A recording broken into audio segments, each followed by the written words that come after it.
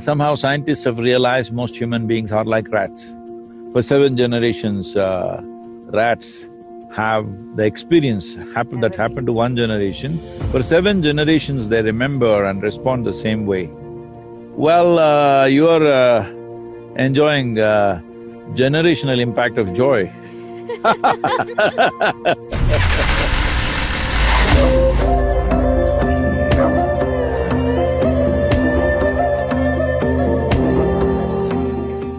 This is a breathtaking place. Yesterday evening we went into the Arches National Park. Yeah, that's what I was gonna ask you, because all the red behind you. I had just goosebumps. It's just a certain kind of energy out there, not worked by anybody, it's just naturally there. All goosebumps from head to toe. It's… we will go again today. It's too fantastic out there. You were talking to… well, not talking to, but one of the Native American tribes people had asked a question about generational pain. No, but isn't that something I mean, you talk about it in terms of genetics and things like that, like forget… I mean, emotional pain and things like that is one thing, or institutionally treating a group of people like that, I don't know what kind of effect that has, but genetically things pass on, right? So is it such a quick thing that in 3 generations they will still feel it like this?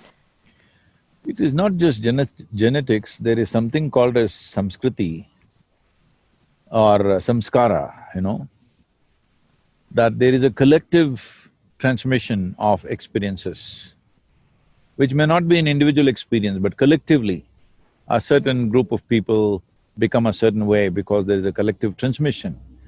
For this, they've made experiments with rats, unfortunately. Somehow scientists have realized most human beings are like rats.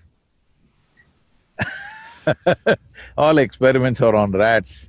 So it has been noticed that, I don't know, I've spoken about this, how for 7 generations, rats have the experience that happened to one generation. For 7 generations, they remember and respond the same way. So this is… in India we call this samskara. Well, you're enjoying generational impact of joy. Sure. Don't think your happiness is all made by you. So similarly, there are generational impacts of suffering, unfortunately, and you have read my America poem. So the very land is soaked in a certain kind of pain in that region, which people who are in the III in Tennessee, many of them clearly noticed before consecration how that entire space was feeling, and post-consecration, have you noticed it? There's a big difference in the way the space feels. So that was one reason why we went there, to relieve that this pain must go. I'm just thinking yet, I don't know how to connect with all these people because there are so many different tribes. Just now, a lady from the Navajo asked a similar kind of question. But there are ways to do this, so one thing I'm doing is offering inner engineering program to all the Native American people at a very, very low cost, just a minimal cost for commitment. But we will offer this to Native American people. People are working out certain things, modalities that we have to do in our digital infrastructure to offer this. In the next few days, we should be able to offer this openly.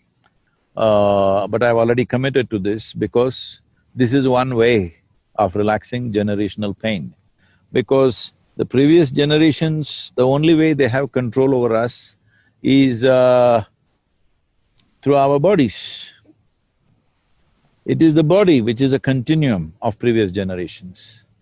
Once you learn to distance yourself from your own physical self, all these things are not relevant to you.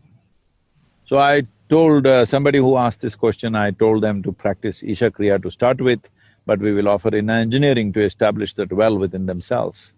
So this is a way forward that once you distance yourself from your own physical self, you have also distanced yourself from your forefathers and your ancestors in a certain way. That does not mean you're giving them up.